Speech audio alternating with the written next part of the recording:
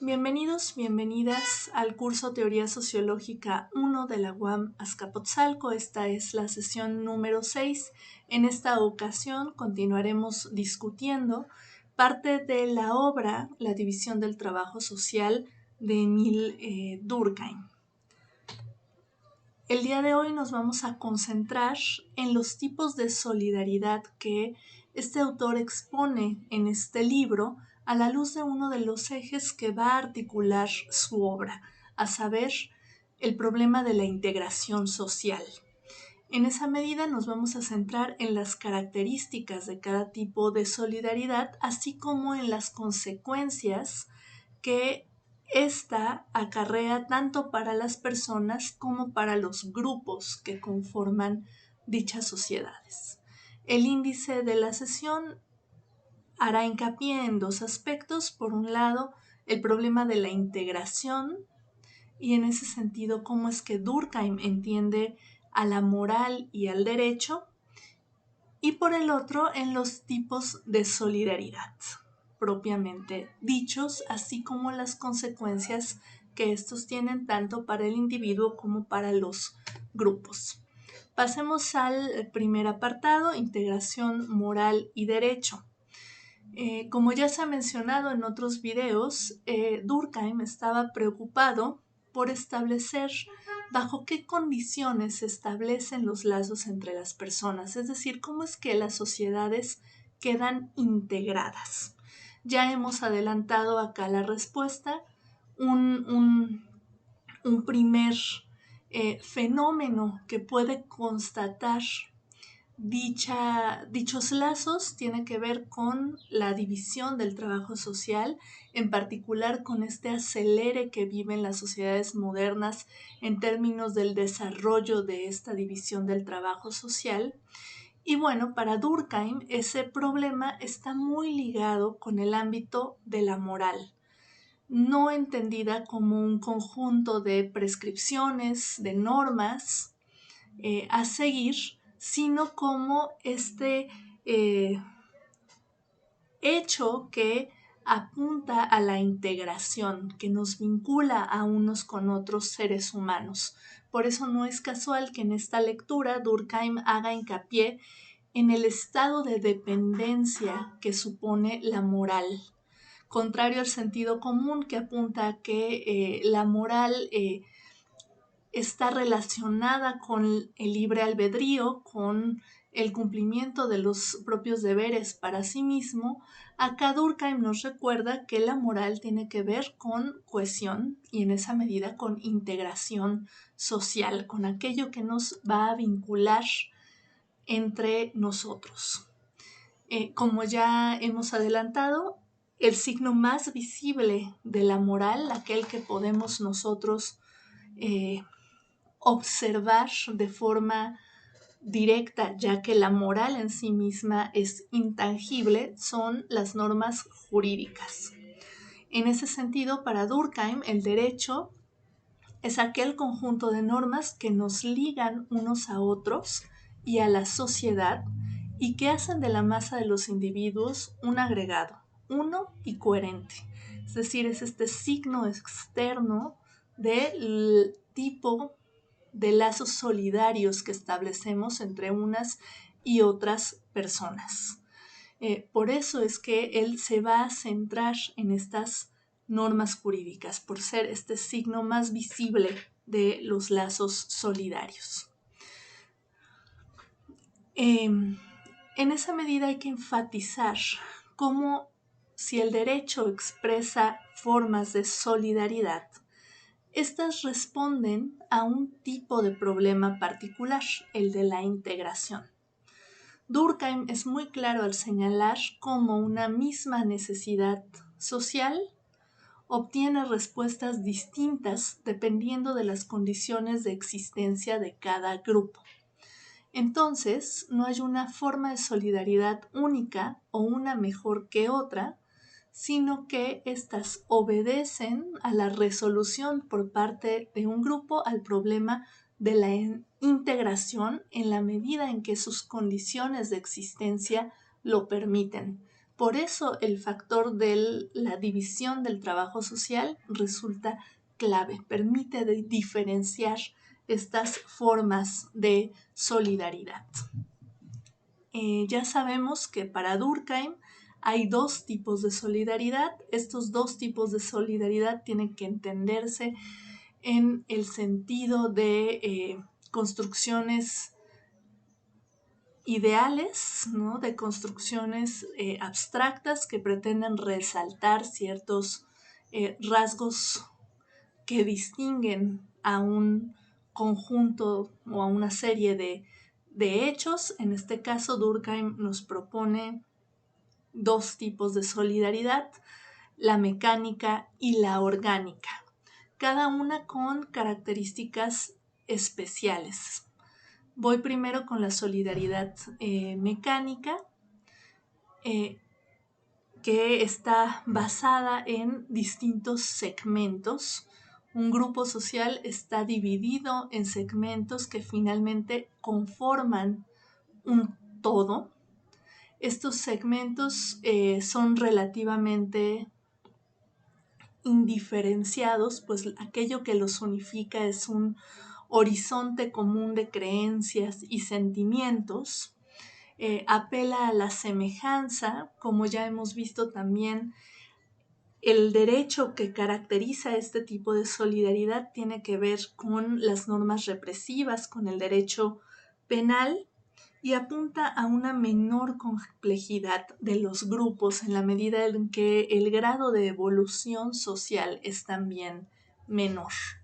Las sociedades mecánicas entonces corresponden a un primer estadio de la evolución social, cuyo tránsito depende de la especialización, del avance de la especialización, y en ese sentido de la creación de una división del trabajo cada vez más compleja, que hace necesario que el principio de solidaridad que la unifica se modifique y pase de la semejanza a la diferencia.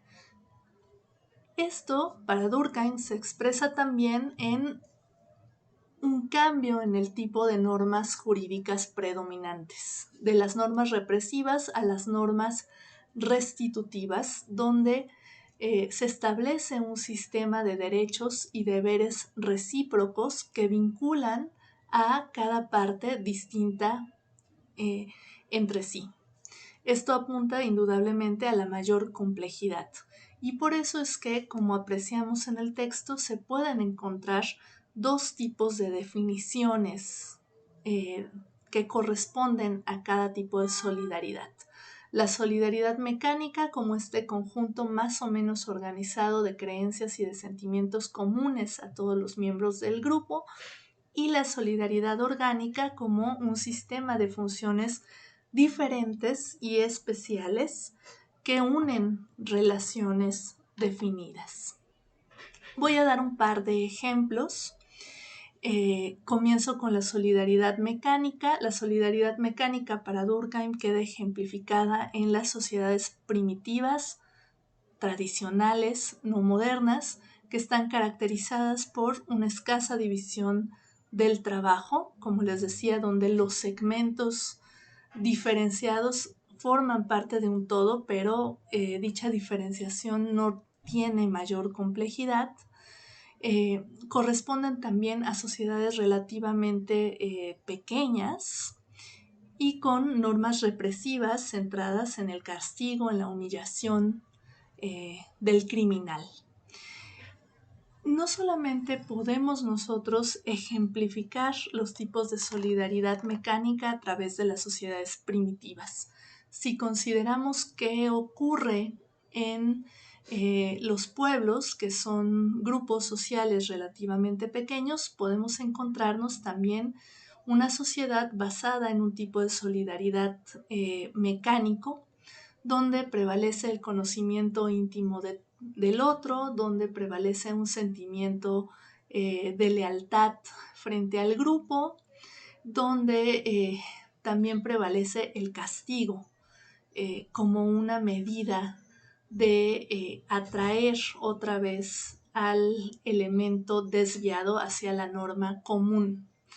Otro ejemplo que uno podría pensar es el caso de los regímenes totalitarios. Los regímenes totalitarios intentan fundar o refundar al grupo bajo un tipo de solidaridad mecánica que apunta a la cohesión mediante el horizonte de creencias comunes, mediante el castigo para quien se desvía de la norma y que fracasan en la medida en que pretenden salir más allá de un cierto grado de evolución. Para ser un poco más ilustrativo este concepto, quisiera que ustedes pensaran en esta novela o serie inspirada en el libro de Margaret Atwood, titulado El cuento de la criada. En él podemos observar un tipo de nación, Gilead, que está organizada a partir de una escasa división del trabajo donde los roles que juega cada individuo están perfectamente definidos y forman parte de este horizonte común de creencias, ¿no? Donde podemos encontrar por un lado, la élite, que tiene una distinción de género clara entre los hombres que dirigen la nación y sus esposas, cuyo fin último es perpetuar al grupo familiar, pero que, dado que se trata de una sociedad distópica, donde el problema más grave que enfrenta Gilead tiene que ver con la falta de fertilidad de los seres humanos, aparece un rol muy particular que tiene que ver con la criada, ocupado por mujeres fértiles que son puestas a disposición de las familias dirigentes para que tengan hijos. Todo esto se apoya en un marco religioso donde se justifica que una mujer ajena a la pareja conyugal sea quien tenga al hijo mediante una violación ritualizada. Quienes se desvían de la norma son castigadas, son torturadas, son humilladas, ¿no? Y bueno, da un ejemplo más claro de cómo funciona este tipo de solidaridad mecánica. Una breve nota cultural al respecto: la novela está inspirada en los regímenes totalitarios, en particular en el nazismo, por lo cual también podría argumentarse que el régimen totalitario es un tipo de solidaridad, es una sociedad cuya solidaridad es mecánica. Por otra parte, tenemos la solidaridad orgánica. Durkheim va a ejemplificar a las sociedades modernas como estas sociedades avanzadas, como ejemplo de sociedades cuya fuente de solidaridad emana de una gran o una compleja división del trabajo, donde aparecen múltiples ocupaciones que cumplen una función, que al mismo tiempo se complementan, que esto provoca también el agrandamiento del grupo, ¿no? En una sociedad cuya solidaridad es orgánica, también cuenta con un gran tamaño y que su sistema jurídico está basado en la restitución antes que en el castigo, en donde, como ya mencionábamos, hay un sistema de derechos y deberes que aseguran el concurso pacífico y regular de las funciones divididas. Uno podría pensar en cómo la democracia, los regímenes democráticos que acompañaron también el arribo de las sociedades modernas, se caracteriza por esta división de funciones. Si uno piensa en los poderes legislativo, jurídico, judicial, estás hablando de un sistema político altamente especializado donde es posible encontrar funciones que se complementan y que aseguran el equilibrio de este tipo de sociedades. Para continuar con el ejemplo de las series, les presento esta otra, House of Cards, que trata sobre la trayectoria de un matrimonio dentro de Washington hasta el punto en que ambos llegan a ser presidentes. Buena parte de la serie está basada en las intrigas, en las estrategias políticas que cada uno de estos sigue para derribar a su otro contrincante. ¿Por qué se trataría de un ejemplo de solidaridad orgánica? Porque aún en la negociación aparece esta división de funciones dentro de lo político que hacen necesario que se estén cabildeando entre senadores, diputados, presidentes, etcétera, para generar estos contrapesos y asegurar en ese sentido este régimen democrático, que no ideal, por supuesto. Ahora bien, Durkheim va a señalar también cómo existen una serie de consecuencias tanto para las personas como para los grupos. Me voy a detener ahora en lo que ocurre con las personas. ¿Qué pasa en una sociedad cuya solidaridad emana de el horizonte común de creencias y sentimientos? Bueno, aquí prevalece la conciencia colectiva sobre el individuo, por eso es castigado aquel que se desvía de la norma. Es tan grande el peso de lo social que el individuo se funde con ese horizonte común, con esos sentimientos compartidos, y de no hacerlo, muy probablemente se verá sometido a un castigo por haberse alejado de la norma, ¿no? Entonces aquí en la solidaridad mecánica prevalece la conciencia colectiva. La sociedad gana gana el suficiente terreno para ahogar al individuo y su conciencia individual.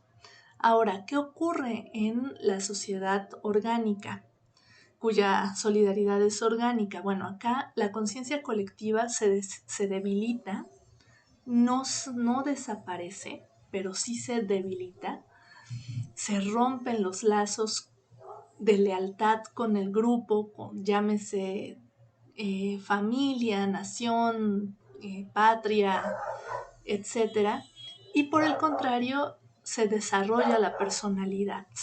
Entonces, Durkheim acá enfatiza cómo esta división del trabajo libera a las personas de las ataduras de la conciencia colectiva, porque ésta se debilita, y coadyuva en ese sentido el desarrollo del individuo. Durkheim acá nos presenta una analogía de lo que ocurre con los animales superiores, es decir, con aquellos animales cada vez más complejos, ¿no? Y dice, la sociedad hácese más capaz para moverse con unidad a la vez que cada uno de sus elementos tiene más movimientos propios. Esta solidaridad se parece a la que se observa en los animales superiores. Cada órgano, en efecto, tiene en ellos su fisonomía especial, su anatomía, y sin embargo, la unidad del organismo es tanto mayor cuanto que esta individuación de las partes es más señalada. Entonces, la relación entre individuo y sociedad en sociedades cuya solidaridad es orgánica pasa por el debilitamiento de la conciencia colectiva, por la complejidad creciente de la división del trabajo, pero sobre todo por el desarrollo de la personalidad individual. En ese sentido, es curioso ver cómo Durkheim pues va a ser el antecedente directo del estructural funcionalismo, en la medida en que al dar cuenta de cómo operan las sociedades basadas en un tipo de solidaridad orgánica, nos cuenta cómo operan los sistemas, es decir, a partir de elementos, cada uno distinto al otro, pero que cumple una función cuya interrelación hacen que cierto órgano, cierto grupo se mantenga estable y en equilibrio. Esto va a ser la base, como les decía, del estructural funcionalismo de Parsons. La creciente especialización da lugar a funciones que se complementan y que mantienen relaciones interdependientes. Entonces, solamente como nota al margen, bueno, se trata acá de un de algo que ustedes tendrán que considerar para sus próximos cursos de teoría sociológica. Ahora bien, ¿cuáles son las consecuencias para el grupo? En el caso de las sociedades segmentarias cuya solidaridad es mecánica, ya hemos enfatizado que operan sobre todo a escala local, que enfrentan dificultades para mantenerse cohesionadas si los grupos crecen. ¿Por qué? Porque entonces crece también la división del trabajo y aparece este principio de solidaridad basado en la diferencia más que en la semejanza. Pero lo que ocurre con las sociedades cuya solidaridad es orgánica es que permiten pensar en la conformación de una sociedad global. Es muy interesante el ejemplo que plantea Durkheim de cómo para las sociedades modernas uno de los ideales más valorados es aquel que tiene que ver con la fraternidad entre todas las personas. Durkheim nos explica cómo eso solo se puede dar en la medida en que la división del trabajo progresa y que se mantiene no como algo a cumplirse a cabalidad, sino como un ideal regulatorio. En este sentido, plantea cómo históricamente podemos fechar el arribo de las sociedades modernas también como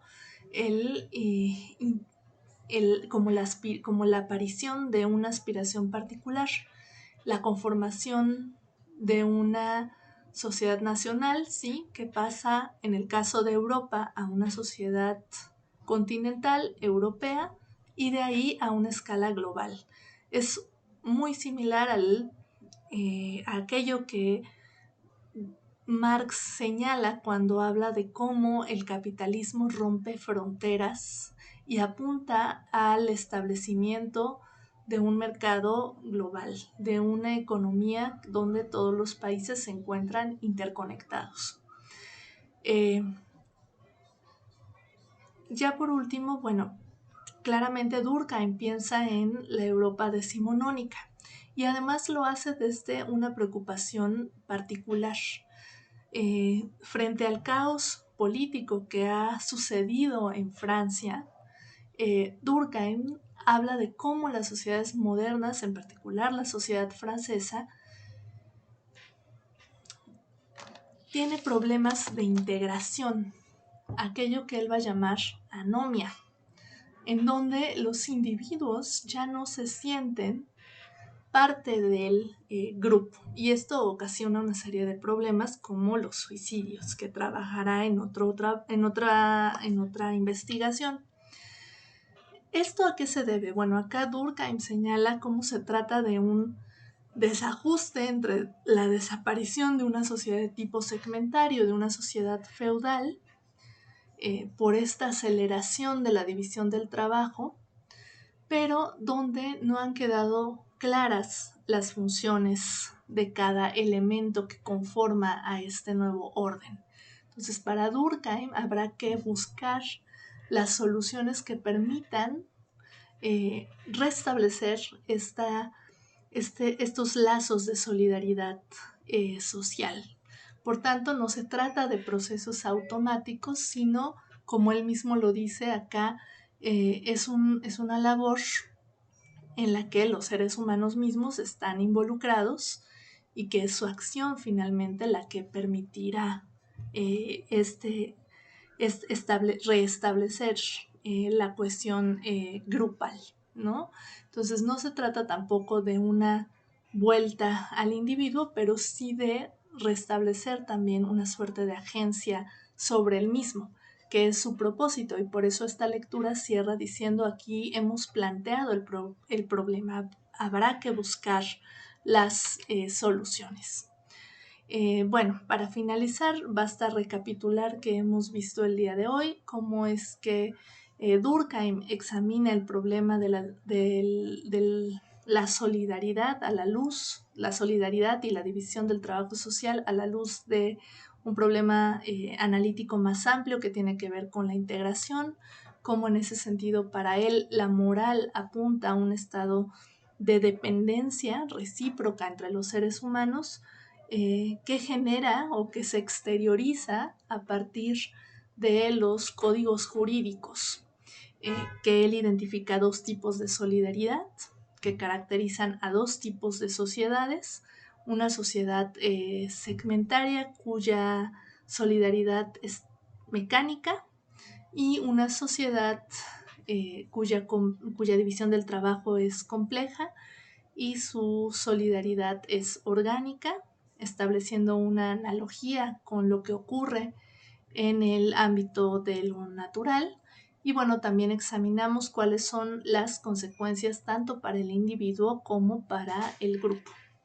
Muchas gracias, nos vemos en el próximo video.